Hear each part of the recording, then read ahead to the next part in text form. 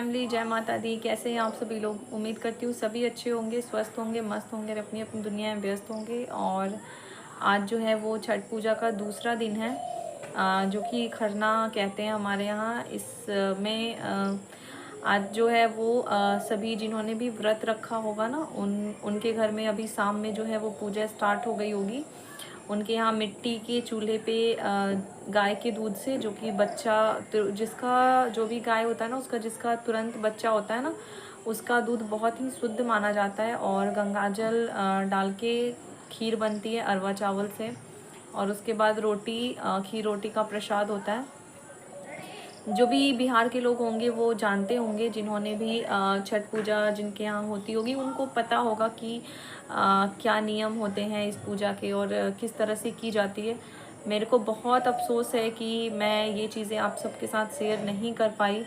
अगर मेरे घर में कुछ ऐसी परिस्थिति थी जिस वजह से नहीं हो पाई, बाबा जी का देहांत भी हुआ था तो अभी 1 साल नहीं हुआ था, और पापा की तबीयत भी ठीक नहीं थी, तो इस वजह से ये पूजा जो है वो नहीं हुई। नहीं तो हमारे यहाँ ये पूजा ज़रूर होती है, किसी भी हाल में हो, जैसे भी भगवान छठी मैया जितना भी दें उतने से ही करो। बस इस पूजा को ज़रूर करते हैं सारे लोग। और बहुत अफसोस है कि मैं आप लोगों के साथ शेयर नहीं कर पाई इस पूजा को, लेकिन फिर भी जितना मेरे से पॉसिबल हो पाएगा मैं ज़रूर आप लोगों को बता दूंगी, ताकि आप लोग भी मतलब समझ जाओ कि क्या किस तरह की पूजा होती है।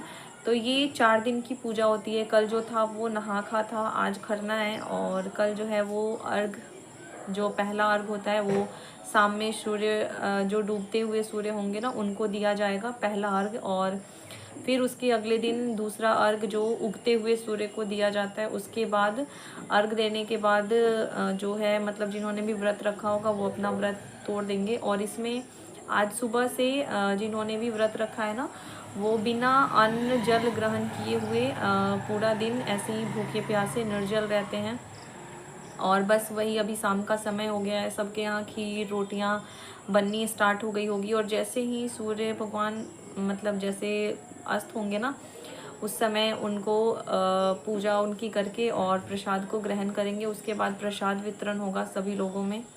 और ये पूजा उसके मतलब आज रात की पूजा इतनी ही होती है। उसके बाद अगले दिन फिर वही ठेकुआ वगैरह बनता है। बहुत सारे वीडियो वगैरह ऐसे होंगे जिसमें आपने देखा होगा, फल वगैरह आते हैं, दिए जलाए जाते हैं। कितने लोग कोसी भी भरते हैं, जिनकी मान्यता होती है ना, जिनको किसी मतलब कुछ मांगा होता है जिन्होंने छठी माई से, और उनकी मनोकामना पूर्ण होती है, तो वो लोग कोसी भी रखते हैं। और बहुत ही अच्छा लगता है, बहुत ही मतलब सुकून वाला पर्व होता है, बहुत अच्छा लगता है इस पर्व में। और आप सभी लोगों को खरना की हार्दिक शुभकामनाएं, आप सभी परिवार वालों को। और बाकी अगर मैं ज़रा भी पॉसिबल हो पाया ना, वैसे तो छठ पूजा जिनके यहाँ होगी तो जाना तो बनता है ना, तो अगर पॉसिबल होगा ना तो मैं ज़रूर जितना भी पॉसिबल हो ज़रूर दिखाऊंगी आप लोगों को कि किस तरह से होती है। थोड़ा सा भी पॉसिबल हो तो थोड़ा भी शेयर करूँगी, लेकिन ज़रूर करूँगी।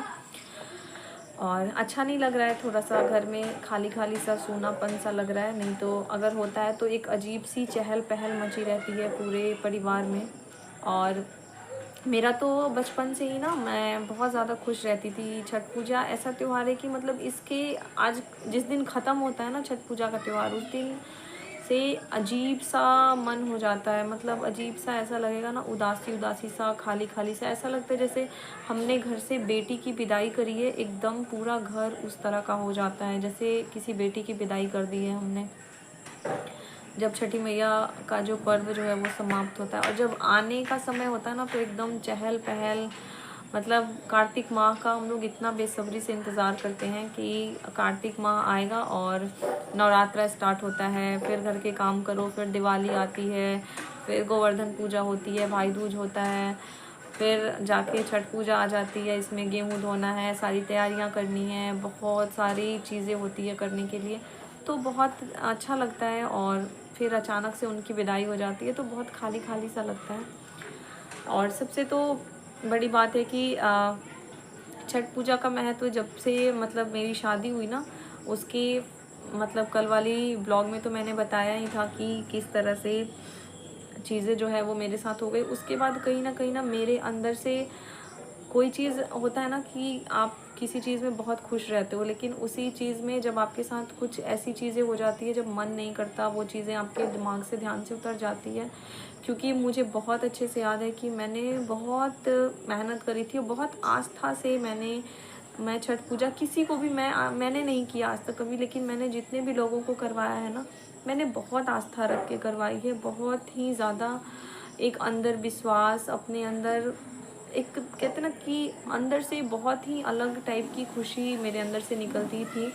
जब भी मैं छठ पूजा किसी के भी यहाँ करवाती थी, किसी को भी मैं सेवा करती थी ना छठ पूजा में, मेरे को बहुत खुशी मिलती थी। लेकिन इत्तेफाक ऐसा होता है ना कि कहीं से भी मुझे पॉजिटिव रिजल्ट नहीं मिला। मेरे घर में भी होती थी जब भी छठ पूजा ना, तो बहुत बार ऐसा माहौल हो जाता था कि उस चीज़ को मतलब थोड़ा-थोड़ा ऐसे करके ना, कभी बहुत सारी चीज़ें होती हैं जो बताने लायक नहीं होती हैं, बट बचपन से हम देखते आए हैं। कभी मेरी फूआ लोग जो हैं वो थोड़ा-सा अजीब, मतलब सास ननद वाली चीज़ें वैसी हो जाती है ना, तो फूआ लोग की वजह से कभी घर में अजीब-सा माहौल बन जाता था। उसके बाद फिर जब मैं शादी करके गई तो मेरे साथ तो एकदम अजीब-सा ही माहौल उन्होंने बना दिया था कि, और कहते हैं ना कि किसी-किसी का श्राप जो है वो लग भी जाता है। जब से उन लोगों ने मेरे बच्चे को श्राप दिया, मेरे को इतना गंदा मुझे श्राप दिया जब से, ठीक है मेरा बच्चा जी रहा है, लेकिन मेरे बच्चे को ना उन्होंने मारने की हर हद कोशिश कर दी थी। मेरे 1 महीने के बच्चे को, 20 दिन के बच्चे को भी उस परिवार वालों ने, मतलब जब मेरा बच्चा पेट में था तभी भी उन्होंने उसको मारने की कोशिश करी। फिर जब वो हो गया तभी भी उन्होंने उसको मारने की कोशिश करी। मैं अपने 20 दिन के बच्चे को लेके अपने मायके आई थी जब उन्होंने उसको मारने की कोशिश करी, ताकि सिर्फ़ इसलिए कि मेरा बच्चा जो है वो जीवित रहे, मेरा बच्चा ज़िंदा रहे। बहुत सारी फैमिली है ना जो कहती है कि आप इस रिश्ते को एक मौका दो, आप इस रिश्ते को सँभालो, आप इस रिश्ते पे थोड़ा-सा मतलब इस समझाओ, खुद भी समझो। तो ऐसा नहीं होता है कि हम बिना समझे किसी रिश्ते से बाहर निकलने को सोच लेते हैं। हमने उस रिश्ते में बहुत सारे एफ़र्ट्स लगाए होते हैं, बहुत सारी एडजस्टमेंट की होती है। जब बात नहीं बननी होती है ना, जब बात हमारे जान पे आ जाती है, क्योंकि सबसे बड़ी बात है, अगर हम ज़िंदा ही नहीं रहेंगे तो फिर रिश्ते किस काम के, किस चीज़ के रिश्ते किससे निभाए जाएँगे? अगला इंसान तो पता है हमेशा यही सोचता है कि ये दूसरे घर की बेटी है। बहू को कोई अपनी बेटी नहीं समझता, बहू को इस लोग समझते हैं कि ये दूसरे घर की बेटी है, ये हमारे घर में आके हमारे घर का अन्न खा रही है। और हमारे घर का अन्न खा रही है मतलब उतना अन्न हमारा बचता ना जो ये खा रही है, इतना खा जाते हैं हम लोग। मेरा बच्चा भी जब हुआ तो मतलब जो भी खर्च हुआ था उसके होने पर मुझे ऐसी-ऐसी चीज़ें मैं हॉस्पिटल में थी अपने बच्चे को, मेरा बच्चा सिज़ेरियन से हुआ था, तो मैं हॉस्पिटल में थी। सबसे पहले तो जब वो होने को था तो उन्होंने मुझे हज़ार बार, कई एक बार डॉक्टर के पास लेके गए और बोला कि चेक करा लो क्या है क्या नहीं। मतलब कि लड़का है या लड़की है, बट डॉक्टर ने मना कर दिया था, चेक नहीं किया। तो फिर उनके दिमाग में ये चीज़ था, अगर लड़की हो जाती ना तो वो लोग सरेआम वो बोल देते कि ये हमारा नहीं है, ये किसी और का बच्चा डॉक्टर ने हमें दे दिया है, और वो उसको एक्सेप्ट कभी भी नहीं करते। लेकिन उस समय था कि मेरी मम्मी थी और डॉक्टर जब मेरा बेबी हुआ था तो उस समय कोई और पेशेंट नहीं था, मतलब डिलीवरी के लिए सिर्फ मैं ही थी, तो फिर कोई ऑप्शन उनके पास था नहीं। और सबसे बड़ी बात थी कि बेबी बॉय हो गया तो फिर वो चीज़ें थोड़ी-सी ठंड पड़ गई, नहीं तो अगर बेबी गर्ल हो जाती उस समय तो पता नहीं, और मतलब मेरा जीना तो और ही मुश्किल हो जाता। ऐसे जब बेबी बॉय हुआ तो इतना उन्होंने कर दिया कि मारने तक की कोशिश कर डाली। अगर बेबी गर्ल हो जाती तब तो शायद मैं देख भी नहीं पाती, मैं अपने बच्चे का ना चेहरा भी नहीं देख पाती। ऐसी मानसिकता वाले लोगों के बीच रही हूँ मैं, लोगों के बीच मैंने अपनी ज़िंदगी बिताई है। और मेरी हिम्मत नहीं होती ना, जब भी कोई बोलता है कि उन लोगों के साथ फिर से एडजस्ट करो या फिर कुछ भी, मेरी अंदर से हिम्मत नहीं होती है। मेरे सामने ना वो सारा जो सीन होता है ना, वो ऐसे घूमने लगता है। मैं अपने घर पे कभी नहीं बताती थी कि मेरे ससुराल में मेरे साथ ये चीज़ें हो रही है, कभी भी नहीं, क्योंकि मेरे कुछ भी बोलने से पहले ही वो लोग लड़ाई झगड़े करते मेरे साथ, उसके बाद उसके पहले ही यहाँ पे बोल देते कि मैंने ऐसे-ऐसे कर रखा है। जब मेरा बेबी हुआ उसमें जितने भी जो भी खर्च हुए थे ना, फिर बच्चे होते हैं तो बच्चे को मालिश करने के लिए क्रीम चाहिए होती है, फिर उसकी दवाइयाँ होती है, उसकी हज़ार तरह की चीज़ें होती है। वो जो मतलब खर्च था ना, वो भी जब भी हॉस्पिटल में मेरे से कोई मिलने के लिए आता ना तो कहते कि तुम इनसे मांगो। अब बताओ कि हॉस्पिटल में मेरे से कोई मिलने आया है, मतलब मेरे मायके से ही रिलेटेड लोग थे जो वहाँ आसपास में रहते थे। तो मेरे बड़े पापा थे, काफ़ी दूर का रिलेशन था, लेकिन मतलब हाँ ये था कि बेटी की शादी हुई है तो वो लोग आ जाते थे कभी घूम फिर के। उसके बाद बेबी हुआ तो मेरे बड़े पापा और उनकी बहू जो है वो मिलने आई मेरे से। तो मतलब वहाँ पे उन्होंने पहले तो मेरे से लड़ाइयाँ करी हॉस्पिटल में कि तू इनसे कुछ गोल्ड मांग, तू इनसे बोल कि ये तुझे गोल्ड दें और नहीं तो तेरे को देखने नहीं आए। तो मैंने कहा कि कोई मेरे से मिलने आया है और मैं उनसे गोल्ड कैसे मांग सकती हूँ। मतलब थोड़ी सी खुद में भी समझ होनी चाहिए ना कि कोई आपसे मिलने आए, आपके बच्चे को देखने आए, आशीर्वाद देने आए और मैं उनसे कहूँ कि आप गोल्ड लेके क्यों नहीं आए। मैं उनसे कहूँ कि आप मेरे को चल के चैन दिलाइए। ऐसा होता है कहीं? मतलब कोई भी मेरे से मिलने आ जाता ना तो वो कहते कि, और वहाँ पे उन्होंने हॉस्पिटल में बड़े पापा से भी बहुत लड़ाई, मजाक मजाक में भी बहुत लड़ाइयाँ हो गई थी वहाँ पे कि आप गोल्ड लेके क्यों नहीं आए, आप इतना पैसे लेके क्यों नहीं आए, आप ऐसे खाली हाथ क्यों आ गए।